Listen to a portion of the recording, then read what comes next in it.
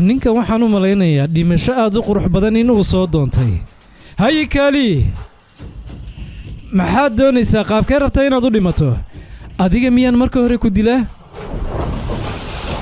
mise waxaad doonaysaa familkaaga hortaada inaan ku dilo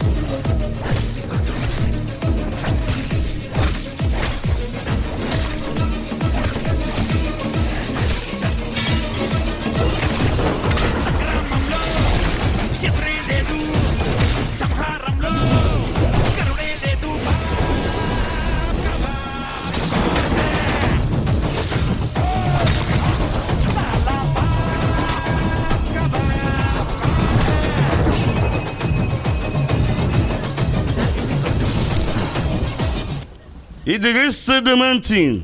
waa markii ugu horraysay baangad gacantaan ku qabsado lug ii gacan qofkaan ka jarin waxay ka dhigan tahay inaan u naxariistay hooyooyinkiina waxaad u sheegtaa middan inaan aad uga xumahay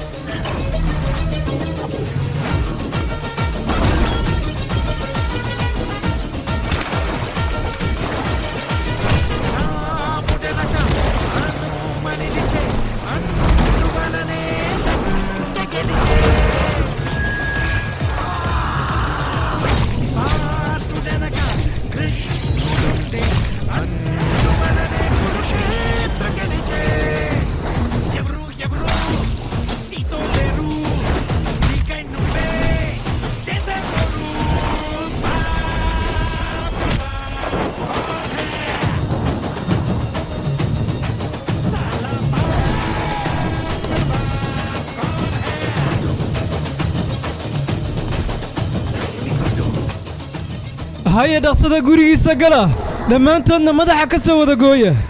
ha isku dayina